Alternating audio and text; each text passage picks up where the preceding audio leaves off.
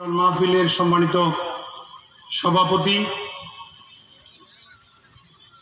আজকের অনুষ্ঠানের প্রধান বক্তা মৌলানা মোহাম্মদ মাহমুদুল হাসান, প্রধান অতিথি যিনি কিছুক্ষণ আগে কথা বলে গেছেন, সাতকানিয়া লোহাগাড়ার গণমানুষের নেতা, দুবার নির্বাচিত জাতীয় সংসদ সদস্য, বীর চট্টলার সিংহপুরুষ আলহাজ শাহজাহান চৌধুরী, মঞ্চ উপবিষ্ট আছেন বিশিষ্ট ইসলামী চিন্তাবিদ, বিআইএ জামে মসজিদের সম্মানিত খতিব জনাব মোহাম্মদ সাফওয়ান বিন হারুন আল আজহারি, মঞ্চ উপবিষ্ট অন্যান্য ওলামা ইকরাম, অতিথিবৃন্দ, আমার সামনে উপস্থিত দিনদার ইমানদার মুসলিম ভাইয়েরা, পর্দার আড়ালের মা ও বোনেরা, আসসালামু আলাইকুম রহমতুল্লাহি ওয়া বারাকাতুহু। মহান রব্বুল আলমিনের শুকরিয়া আদায় করছি, যিনি অত্যন্ত মেহেরবানি করে আমাকে এরকম একজন অদম ব্যক্তিকে পবিত্র কোরআনের এই মাহফিলে যোগদান করার তৌফিক দান করেছেন। বলছি আলহামদুলিল্লাহ। সম্মানিত উপস্থিতি, আমি ওয়াইজ নই, কিন্তু মৌলানা মরহুম বশিরুল্লাহ সাহেব এই এলাকায় প্রতিনিয়ত আসতেন। আমার আব্বা মৌলানা মরহুম আহমদুর রহমান সাহেব, তিনিও প্রতি বছর আসতেন। আলী আহমদের আম্মাজান এবং আলী আহমদের বিটাতে একটা মাহফিল হতো প্রত্যেক বছর ওনারা আসতেন। সর্বশেষ আমার মেজো ভাই চুনতি হাকিমি আলী মাদ্রাসার ভারপ্রাপ্ত অধ্যক্ষ মৌলানা সাবর আলী সাহেব এখানে মাহফিলে আসতেন। অর্থাৎ এই বহনামুড়ার মানুষের সাথে আমাদের পরিবারের সাথে একটা আত্মার আত্মীয়তা, অন্তরের সম্পর্ক, এটা আল্লাহ রসুলের পক্ষ থেকেও এই ধরনের সম্পর্কগুলোকে মেনটেন করার কথা বলা হয়েছে। সেই তাগাদা থেকেই আজকে আমি এসেছি। তবে এক্ষেত্রে আমার ছোট ভাই আইয়ুব আমাকে খুব বেশি অনুপ্রাণিত করেছে, এই জন্যে আজকের মাহফিলে আমি এসেছি। আমি এখান থেকেই চট্টগ্রাম চলে যাব। যাক, বহনামুড়ার সম্মানিত এলাকাবাসী, আপনাদের এখানে আজকে মাহফিলে এসে খুব ভালো লাগলো। এলাকার মানুষরা ঐক্যবদ্ধ, ইসলাম প্রিয়, শিক্ষিত হয়ে উঠছে এবং মানবতার পক্ষে, দ্বীনের পক্ষে, সত্যের পক্ষে কাজ করছে। এটা দেখে আমার খুব বেশি ভালো লাগছে, কারণ এটি আমার এলাকা, সদহা ইউনিয়ন, আমার জন্মভূমি, আমার প্রিয় এলাকা। এই এলাকার মানুষগুলো যে সত্যের পক্ষে আছে, ন্যায়ের পক্ষে আছে, ঐক্যবদ্ধ আছে, এটা দেখে আমার ভালো লাগছে। আমি আল্লাহর শুকরিয়া আদায় করছি। সম্মানিত এলাকাবাসী, বড় বড় আলেম ওলামা এসছেন, ওনারা কথা বলবেন। আজকে এমন সময় তাফসীরুল কোরআন মাহফিল হচ্ছে, এই আজকের দিনে, যেই সময়ে ফিলিস্তিনের মুসলমানদের উপরে ইসরায়েলি সৈনিকদের পক্ষ থেকে নির্বিচারে পৈশাচিকভাবে বিমান হামলা, বোমা হামলার মাধ্যমে এমনভাবে হত্যা করা হচ্ছে মুসলমানদেরকে। বোমার আঘাতে মুসলমান শিশু নারীদের লাশ আকাশের দিকে উঠে গিয়ে আবার নিচে পড়তেছে।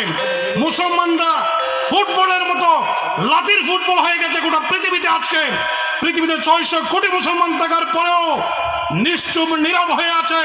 আমরা তাফসীরুল কোরআন মাহফিল করছি, ঈদ পালন করছি, কিন্তু আমার ভাই বোনদেরকে ফিলিস্তিনে আজকে নির্মমভাবে হত্যা করে গাজা এবং রাফাকে পৃথিবীর ইতিহাস থেকে মুছে দেওয়া হচ্ছে। মুসলিম শাসকরা চুপ করে তাকিয়ে আছে। আজকে তাফসীর মাহফিল করছি, ঈদ পালন করছি, আনন্দ ফুর্তি করছি। মুসলমানরা নাকি একে অপরের ভাই, একই অঙ্গের, একই শরীরের অংশের মতো। আমার শরীরে যদি কোথাও ব্যথা পাই, একটি কাঁটা ঢুকে, আমার শরীর অন্য জায়গায় কবর হওয়ার কথা। আজকে আমাদের ঈমান আকীদা এত বেশি নষ্ট হয়ে গেছে, আমাদের অনুভূতি এত বেশি নষ্ট হয়ে গেছে। প্যালেস্টাইনের মুসলমান নারী পুরুষদের উপরে নির্বিচারে যে বোমা হামলা চলছে, নির্বিচারে গুলি করে মেরে ফেলতেছে। আমার বাংলাদেশের মুসলমানদের বা পৃথিবীর মুসলমানদের যে পরিমাণ প্রতিক্রিয়া প্রতিবাদ হওয়ার কথা ছিল, সেই পরিমাণ প্রতিক্রিয়া প্রতিবাদ হচ্ছে না। মুসলিম শাসকরা আছে মুনাফিকি করছেন, এইসব ইসরায়েলকে সহযোগিতা করছে, চুপ করে তাকিয়ে আছে। আর ওই প্যালেস্টাইনে নারী শিশুরা আল্লাহর কাছে চিৎকার করে বলছে, হে আল্লাহ, তোমার পক্ষ থেকে আমাদের জন্য সাহায্যকারী পাঠাও, এই মজলুম জনপদ থেকে আমাদেরকে বের করে নাও। এই কান্না কি আমরা শুনতে পাচ্ছি? আমরা এখনো হিসাব করছি ক্ষমতায় কে যাব, কে চেয়ারম্যান মেম্বার হব, আগামী দিনে কে সরকার গঠন করবে। কিন্তু আমার দেশের মতো মুসলমানরা আজকে এমন কঠিন সময় পার করছে, এটা নিয়ে আমাদের মাথা ব্যথা নাই। যদি আমরা তাদের এই কঠিন সময়ে, মুসলমানদের এই দুর্দিনে যদি আমরা চিৎকার না করি, প্রতিবাদ না করি, মুসলমান হিসেবে যদি ঐক্যবদ্ধ হয়ে যার যতটুক ক্ষমতা আছে সেটাকে কাজে লাগিয়ে যদি আমার প্রিয় ভাই নির্যাতিত মুসলমানদের পক্ষে না দাঁড়াই, কিয়ামতের ময়দানে আল্লাহর কাছে আমাদেরকে আসামির কাঠগড়ায় দাঁড়াতে হবে। ঠিক কিনা বলেন? সুতরাং ভাইরা আমার, এই পৃথিবীতে কেউ চিরস্থায়ী হবে না, কোনো ক্ষমতা চিরস্থায়ী হবে না, কিন্তু মুসলমান হিসেবে মুসলমানদের যে কান্না চিৎকার আমাদের কানের মধ্যে পৌঁছতে হবে। আজকের এই তাফসীর কোরআন মাহফিল থেকে আমাদের এই শিক্ষা গ্রহণ করতে হবে। মুসলমানরা একটা জাতি, মুসলমানরা দেশ হিসেবে আলাদা আলাদা সীমারেখা থাকতে পারে, কিন্তু মুসলমানদের একটি পরিচয়, তারা মুসলমান। পৃথিবীর যেই প্রান্তেই হোক, আমার ভাই বোনদের উপর যদি নির্যাতন চলে, হত্যাযজ্ঞ চলে, আমরা প্রতিবাদ করব। আমরা কি রাজি আছি? এবং প্যালেস্টাইনে সেটা চলছে। আমাদের পার্শ্ববর্তী রাষ্ট্র ব্রাহ্মণ্যবাদী ভারত এই বাংলাদেশকেও একইভাবে গাজার মতো, প্যালেস্টাইনের মতো মুসলমানদেরকে এইভাবে নির্বিচারে হত্যা করার জন্য, আগামী দিনে পরিস্থিতি সৃষ্টি করার জন্য ষড়যন্ত্র করছে। করছে না? করছে। এবং ইন্ডিয়াতে আমাদের মুসলমান ভাই বোনদের উপরে নির্যাতন চলছে। সুতরাং শুধু শুধু খাইলেন আর ঘুমালেন, নিজেদের মধ্যে রাজনৈতিক তর্ক করলেন, দলবাজি করলেন, আগামী 5 বছর পর কি হবে, 2 বছর পর কি হবে, সেই খেয়াল যদি আমাদের না থাকে, তাহলে আপনার আমার জন্য গাজার মুসলমান, রাফার মুসলমানদের মতো করুণ ভাগ্য, করুণ পরিণতি অপেক্ষা করছে। আমরা কি সেই পরিণতি চাই? না। আর সেটা যদি না চাই, বাংলাদেশের মুসলমানদের দৃষ্টি আকর্ষণ করে বলতে চাই, আমার সাতকানিয়া সদাহার মুসলমানদের দৃষ্টি আকর্ষণ করে বলতে চাই, অনেক বিভেদ হয়েছে, অনেক দলবাজি হয়েছে। এখন কোনো দলবাজি, কোনো ধরনের বিভেদ নয়, কোরআন এবং হাদিসের ভিত্তিতে আল্লাহর দেয়া বিধান বাংলার জমিনে প্রতিষ্ঠার জন্য ওই হুদাদ্রোহী মতবাদের বিরুদ্ধে, এই আমেরিকা, ইসরায়েল এবং ভারতের বিরুদ্ধে সকল মুসলমান ঐক্যবদ্ধ হওয়ার জন্য প্রস্তুত আছেন কিনা আপনারা? সুতরাং এটাকে রাজনীতি বলবো না। মুসলমানদের রাজনীতি একটাই, মুসলমানরা কোরআনের আইন চাই, মুসলমানরা হাদিসের আইন চাই, মুসলমানরা ইসলামী শাসন চাই। মুসলমানদের জন্য, সত্যিকার মুসলমান যারা দাবি করে, তাদের জন্য অন্য কোনো আইনের পক্ষে, অন্য কোনো মতবাদের পক্ষে কাজ করা, স্লোগান দেয়া জায়েজ নাই। এটা বিশ্বাস করেন? এটা যদি হয়, আমার মনে হয় বেশি কথা বলার দরকার নেই। আমার কথা একটাই, আমরা যাই করি না কেন, পৃথিবীতে কোথায় কি হচ্ছে, মুসলমানদের কি অবস্থা, বাংলাদেশের যে রাজনীতি হচ্ছে, অনেক কিছুই দেখতেছেন আপনারা। এই রাজনীতিকে শুধু অমুক ক্ষমতায় আসবে, নির্বাচন হবে কি হবে না, এই খেলা মনে করলে হবে না। বাংলাদেশকে নিয়ে গোটা জিওপলিটিক্স, বিশ্ব রাজনীতির খেলা শুরু হয়েছে।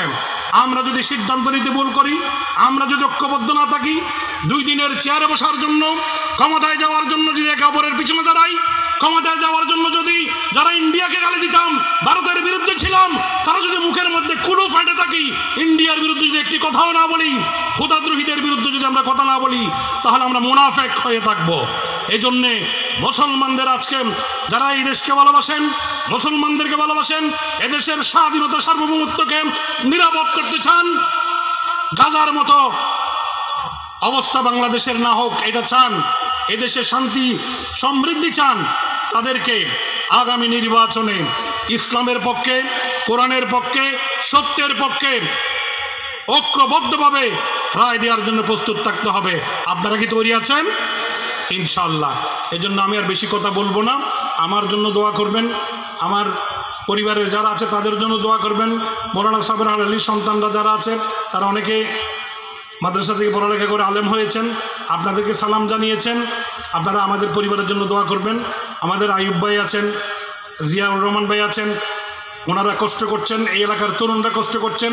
এই এলাকার তরুণদেরকে আমি অনুরোধ করব, আপনারা ঐক্যবদ্ধ থাকেন, কাজ করেন এলাকার উন্নয়নে, সত্যের পক্ষে, সুন্দরের জন্য যে কোনো পদক্ষেপ নেবেন।